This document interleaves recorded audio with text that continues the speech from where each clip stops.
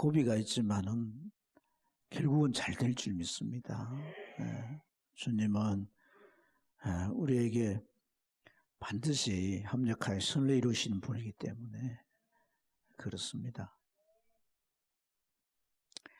오늘 이제 참 벌써 침례가 중단된 지 2년이 넘었잖아요. 그래서 우리 이렇게 침례를 받게 됐는데 앞으로 계속 이 침례가 해년마다 이루어지기를 소원합니다. 우리가 이 침례를 받는다는 것은 우리가 또 자녀들을 신앙으로 잘 키워서 침례 받는 것이기도 하지만 또 이웃들 전도해서 구원받게 함으로써 또 이 결실의 열매인 줄로 믿습니다. 믿음의 가족들이 사람 한 사람 세워지는 것이 하나님에게도 영광이 되고 우리에게도 더 큰 기쁨이 되는 줄로 믿습니다.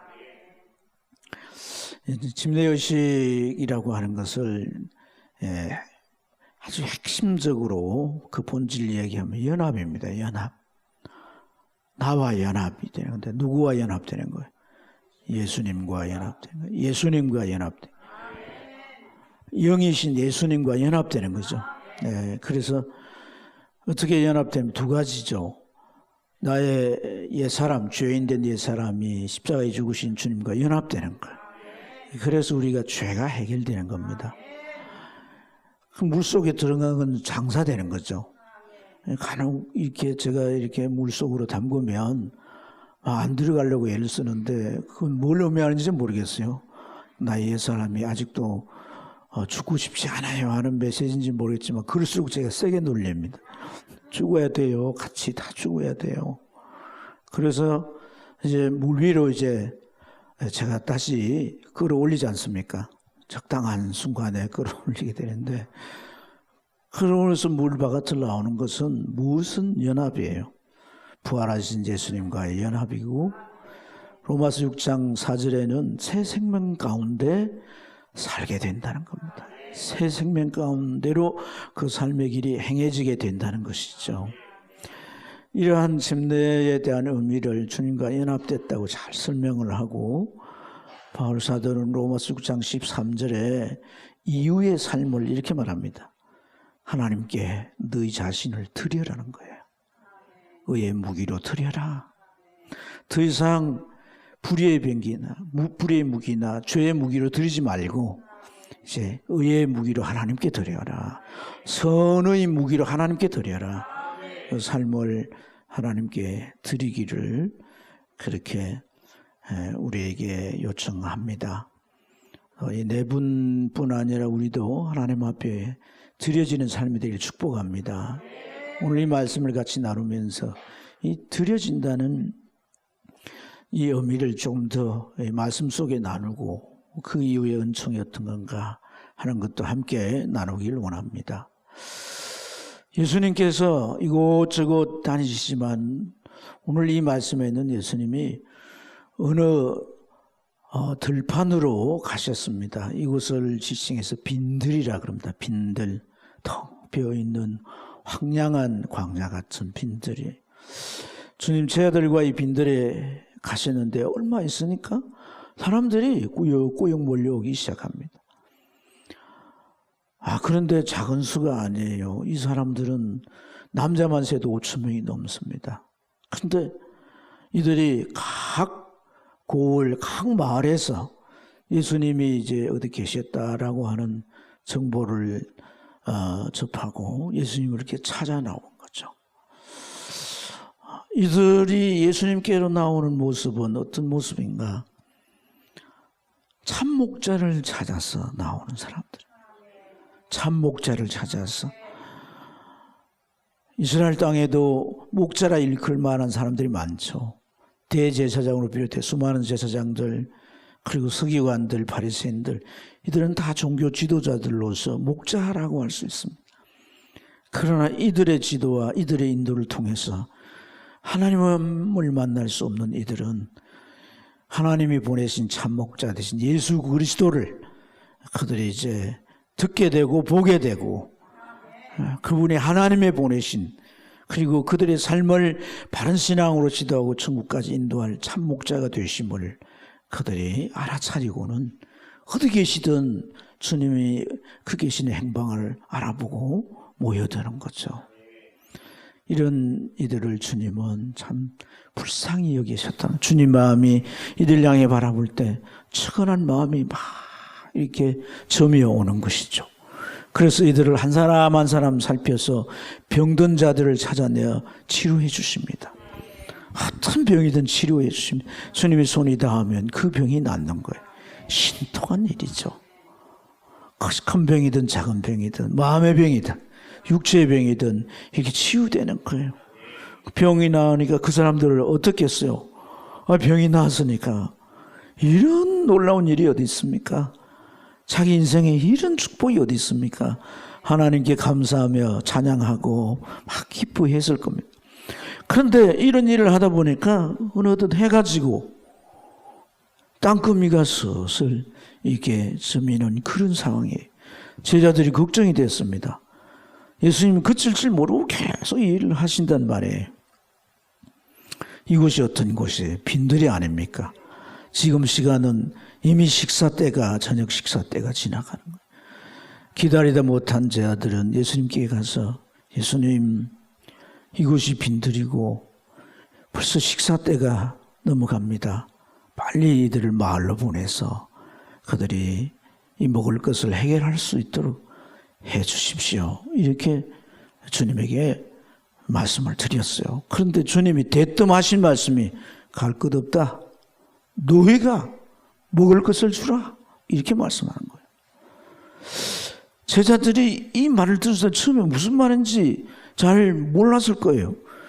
근데 가만히 생각해 보니까 너희가 먹을 걸 주라? 몇 명인데요? 한두 명도 아니고 5천 명이 넘는데, 그리고 여인과 아이들까지 셈하면 배 이상 될 수 있습니다. 10,000명이 될 수도 있는 숫자란 말이에요. 이들 어디서 음식을 구해가지고 이들의 한 끼 식사를 해결해 줄 수가 있겠어요. 그러니까 주님이 지금 하신 말씀은 가능치 않는 말이에요. 부당한 지시를 내리고 있는 거예요. 그들에게 해결될 수 있는 일이 아니라는 거예요. 그런데 주님은 갈 것 없다. 너희가 먹을 것을 저들에게 주라고 말씀하신다는 말이에요. 자, 예수님이 이 제자들에게 불가한 일을 말씀으로 지시하실 때는 흔한 의도가 있는 줄로 믿습니다. 주님의 어떤 마음에 그 생각에 어떤 이제 아이디어를 가지고 계획을 가지고 그렇게 말씀하신 줄로 믿습니다. 주님도 제자들에게 이 5,000명이 넘는 무리들을 다 먹일 수 있는 그런 식량이 없다는 걸 잘 압니다. 그들이 또한 이것을 해결할 수 있는 능력이 있다라는 것도 없다라고 하는 것도 잘 압니다. 그리고 이 제자들이 제안한 건 뭐예요? 마을로 내려가서 먹을 것을 얻게 하소서 했지만 갈릴리 주변 마을들은 대도시가 없어요. 마을들에게 식당이 있어도 한두 개 정도가 있습니다. 5,000명이 넘는 무리들이 마을로 쏟아져 내려가서 식당에서 이들이 먹을 것이 해결될 수 있나요? 그것도 불가능합니다.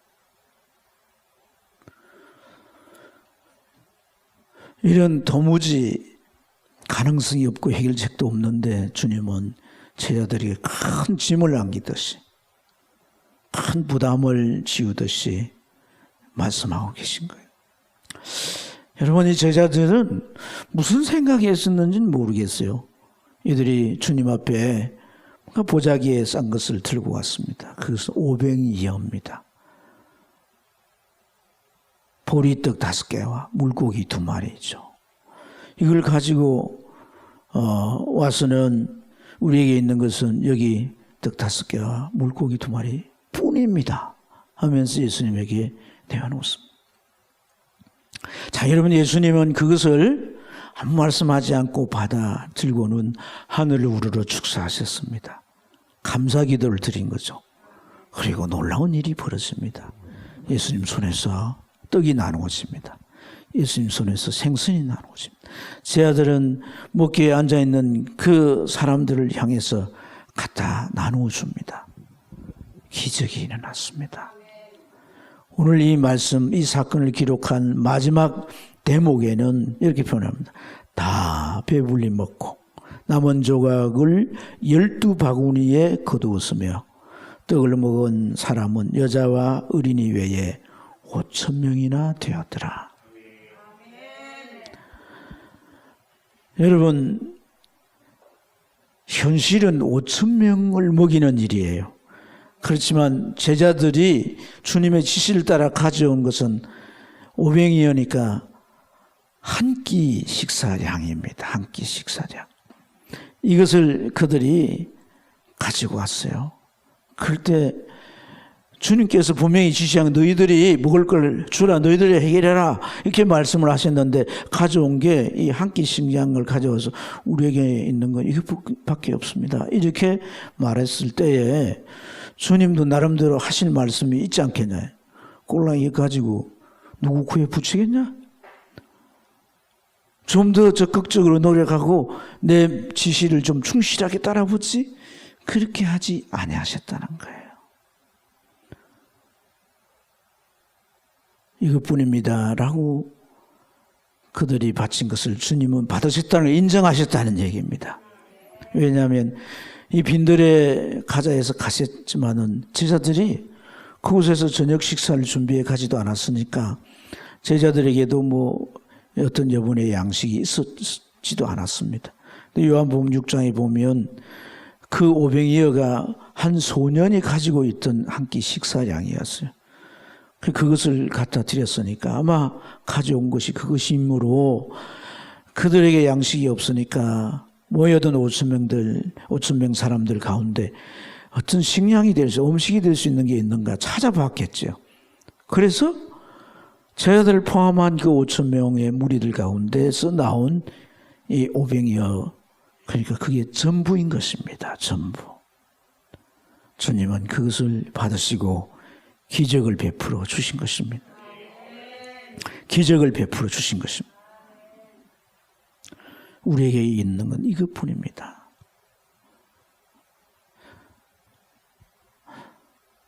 주님 손에 드려졌다는 게 중요한 것입니다. 우리는 주님의 손을 보기보다는 현실의 문제를 보기 쉽습니다. 그런데 우리 손에 있는 건 뭡니까? 500여입니다. 5,000명을 먹여야 되는데 한 끼를 먹일 수 있는 양밖에 없습니다. 이것은 도무지 해결책이 아닙니다. 그래서 안 돼. 불가능해. 결단코 이 일은 어떤 결과를 원하는 결과를 얻을 수 없어 해서 포기하기 쉽습니다. 그런데 오늘 이 사건 속에서 정말 우리에게 일깨워주는 중요한 교훈이 뭡니까? 그들에게 이것밖에 없습니다. 전부를 통틀어서 이제 찾아진 이 500여를 주님의 손에 올려놓았다는 것입니다. 주님은 그걸 가지고 오라 말씀하셨어요. 주님 그걸 가져오라 말씀하셨어요. 주님 손에 드려졌다는 것입니다. 주님 손에 드려졌다는 것. 여러분 500이라고 하는 것은 보리떡 5개인데 보리떡이라고 하는 것은요. 이 사람들은 그래도 조금 살면 밀을 가지고 빵을 만들어 먹습니다. 보리떡이라고 하는 것은 정말 가난한 사람들의 서민의 양식입니다. 보리떡 특색 보셨어요? 요즘 별미로 보리로 밥을 지어 먹습니다. 보리를 떡을 해가지고 먹는데 목이 잘 안 넘어갑니다. 얼마나 그 음식물이 끓거로운지 물과 함께 씹어서 삼켜야 됩니다. 그러니까 정말 가난한 사람들이 먹는 이어 물고기도 말입니다. 이 물고기가 어떤 물고기인지 살펴볼 필요가 있습니다.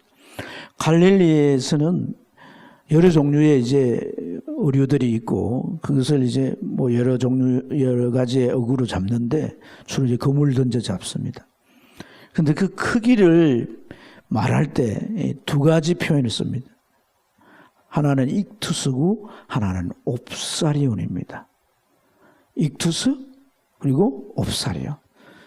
근데 이 익투스라고 하는 물고기는 크고 고기가 좋습니다.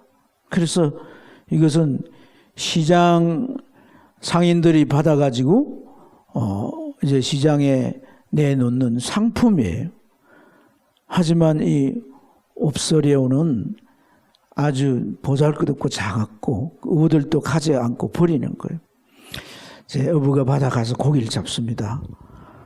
그럼 그물에 각종 고기들이 쌓여오죠. 끌어올려서 배 위에 놓고서는 그걸 잘 가리는. 그래서 너무 작은 거 살아있는 건 바다에 던져줍니다. 그리고 굵은 것은 먼저 상자에다가 선별해서 놓습니다. 그런데 바다에 던지기도 그렇고 상품으로 내다 팔기도 그런 것들은 어떻게 하느냐? 이것은 그냥 부둣가에다가 모아둡니다. 이게 옵사리온이에요. 그러면 그것을 가난한 사람들이 부둣가에 가서 배들이 닿으면 부둣가에 가서 그것을 바구니에 담아서 가서 가족들 위해서 요리를 해가지고 먹는 식량인 거예요. 이 오병이어 가운데 이 어는 바로 그런 고기인 거예요. 옵사리온. 그 옵사리온 보리떡 상품이 아닙니다. 이것은 생명을 부지하기 위해서 먹는 그런 겁니다. 일반 사람들에게는 버려지는 겁니다. 취급이 안 되는 겁니다. 그것을 주님은 받으시고 기적을 행하셨다는 거예요.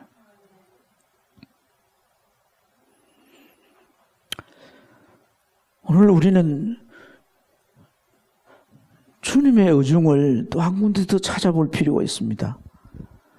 요한복음 21장을 보면 이제 예수님이 약속한 갈릴리에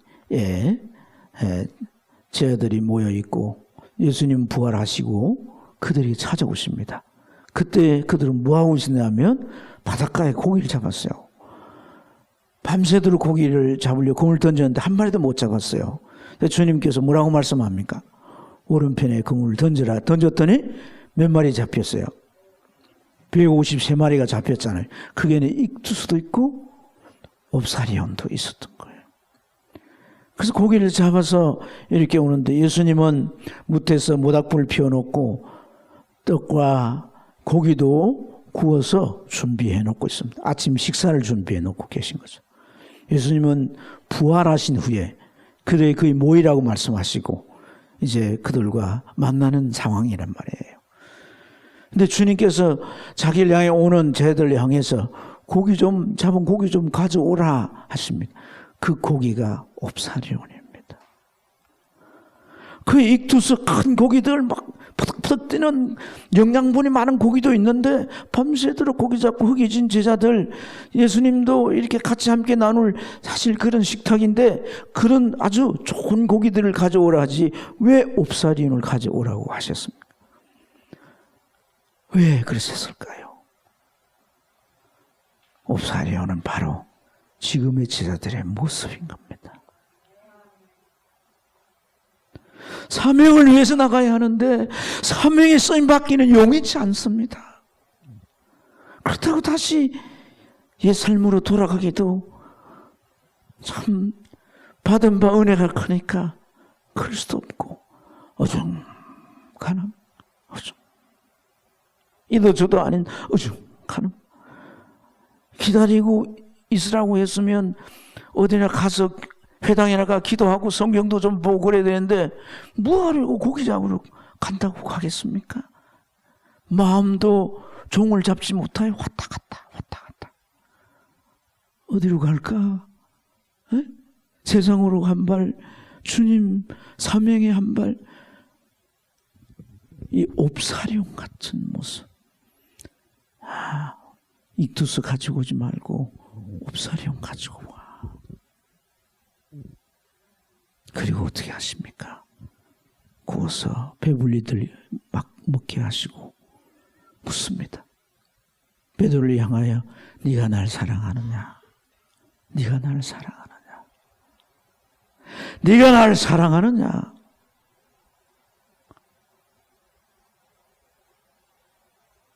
내가 주님을 사랑하는 줄 주님이 아십니다. 내가 비록 겁이 많고 내가 두려워서 저 여인 앞에 사람들 앞에 주님을 부인했지만 그럴지라도 나는 주님을 사랑합니다. 이게 우리 모습이.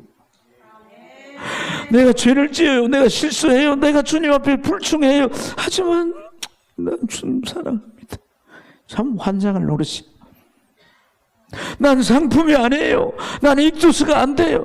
나는 정말 이 교회 앞에 이런 모습, 모본이 될 만한 모습으로 내가 정말 멋지게 신앙생활 못해요. 주일 성수도 제대로 못한대. 하나님 앞에 내가 제대로 사는 게 없는데, 할 수 있음에도 불구하고 그렇게 못하는데, 주님은 그 옵사리온 것 가지고 와. 안 나는 겁니다. 네 연약함도 부족함도, 네가 요령 피우고 있는 것도, 이 게으름도, 할 수 있음에도 불구하고 하지 않는 그런 너도 안다는 겁니다. 중요한 것은 뭐냐? 내 손에 올려놓으라는 겁니다. 내게 가져오라는 겁니다. 내가 누구냐는 겁니다. 내가 창조자가 아니냐는 겁니다. 너희를 얼마든지 재창조할 수 있다는 것입니다. 너희 인생을 바꾸어 놓을 수 있다는 겁니다. 너희가 결단한들, 너희가 이것을, 이 상황을 깨닫고 이렇게 살아서 안 된다, 그렇게 작심한들 3일이라는 겁니다. 그런데 내 앞에 오라는 겁니다. 너희 인생은, 너희 삶의 문제를 내 손에 올려놓으라는 겁니다. 기도하라는 것입니다. 내 손에 온전히 주어지는 믿음이 되면 그때 내가 일한다는 겁니다. 바꾼다는 것입니다. 고친다는 것입니다. 세상은 옵사리는 안 받습니다. 상품이 아니기 때문에. 기웃거리 보세요. 넌 아니야. 넌 빠져. 이러면서 제외시킵니다. 버려두고 갑니다. 잡을 때는 언제고 버려두고 갑니다. 넌 상품이 아니기 때문에 너희는 더 이상 기회가 없어. 버려두고 갑니다. 주님 그걸 가져오라.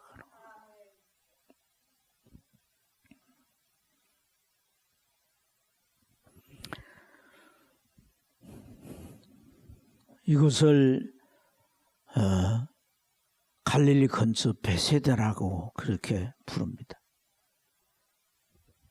예수님을 향하여 사람들이 몰려들었고, 이제 이 들녘에 오병이어의 바치린 걸 가지고 주님은 그 손에서 기적을 일으켜냅니다. 335 사람들이 앉아서 주님이 이 기적으로 만들어낸 떡과 생선을 먹습니다. 이것은 필경 잔치입니다. 5,000명 이상을 먹는 잔치니 대잔치입니다. 예상도 하지 못했던 일이고, 이것은 그분만이 할 수 있는 일인 것입니다. 자, 이 제자들 5,000명 먹을 해결하라고 그러는데 달랑 한 끼 식사량 가지고 와. 이뿐입니다. 이랬던 제자들, 이걸 나누면서 어떤 반응을 보였을까요? 의심 많은 도마는 이게 진짜 먹을 수 있는 건가? 빵을 한번 콕 찔러보고 생선을, 이거 가서 중국 사람들이 오고 뭐 달리갈래 가짜를 만든다고 그러잖아요. 가짜 주님 눈치 보면서 놀려봤을 겁니다. 네?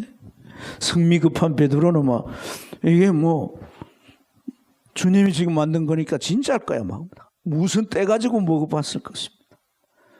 빌립은 아니 내가 생각을 해봤는데 이 5,000명 최소한 해도 200대는 넘는데 이걸 이 많은 사람 다 먹이고, 그리고 몇 강줄이 남았어요. 그거 계산하기까지 하려고 하니까 뭐 머리가 아픕니다. 예. 주님은 이 빈들에 오셨습니다. 왜 오셨을까요? 사람의 손이 닿지 않는 곳에 오셨습니다. 주님은 이 자리에 자기의 사람들, 제자들과 함께 있고 싶어서 오신 것이에요. 왜냐하면 하나님 말씀을 전하는 자를 목을 베서 처단해버렸고, 그래서 침례 요한은 그렇게 순교했습니다. 인간적으로 보면 사촌이에요. 그가 메시아인 것을 드러낸 선지자요 하나님의 종이요 증인입니다. 그 가치를 알아보지 못하고 목 비어서 놀이개로 삼습니다. 구약의 수많은 선지자들이 약속하고 예언한 그 예언을 따라 오셨고 말씀을 통해서 기적을 통해서 온갖 것으로 자신을 증거하고 증명했지만 메시아로 끝까지 받아들이지 않고 배척합니다. 아무리 찾아가고 아무리 그들에게 하나님의 사랑을 전하면서 이끌려 해도 오지 않습니다. 위대한 현실 앞에 주님은 더 이상 그 세상에서 좀 떠나오고 싶었습니다. 사람의 손이 닿지 않는 빈들, 그 빈들에 와 계시는데 주님 심정 같은 사람들이 목자를 만나지 못하고 목자 이런 양들 이렇게 주님 앞에 찾아 나오는 사람들이 있었습니다. 그들을 보면서 주님은 이 잔치를 계획하시고 이 일을 벌이신 것입니다. 세상에서 버려지고 세상이 등 돌렸던 이 사람들이 모인 이곳은 어디입니까? 하나님의 나라입니다. 이들이 하나님의 백성입니다. 그래 너희들 버렸느냐? 소외되다가 이제 버림받았느냐? 그래 모여라. 함께 모여. 자 이제 내가 베푸는 이 잔치를 보라. 이게 하나님의 나라야. 이것이 하나님의 나라의 맛이야. 높은 자도 낮은 자도 없고 소외된 자도 없고 버려진 자도 없고 권력에 상처받을 자도 없고 정말 아버지의 자녀들로서 사랑을 나누며 막힘도 없고 서로 나누는 바로 이 세계가 하나님의 나라야. 이 나라를 좀 맛보아. 이 나라를 소망해. 너희는 더 이상 소외된 자가 아니야. 버려진 자도 아니고 상품이 아니라고 너희들 그렇게 취급받는다 할지라도 너희들이 불행스러워 생각하지 마. 하나님의 상품이야. 하나님이 받으시는 거야. 옵사리온 하나님이 기쁘시게 받은 자들이야. 상한 심령이 하나님 앞에 드리질 그러한 제사자의 모습이라고 하지 않았습니까? 우리가 하나님 앞에 그렇게 나와서 드려져야 합니다. 그게 주님이 찾으시는 옵사리온입니다. 기도하겠습니다.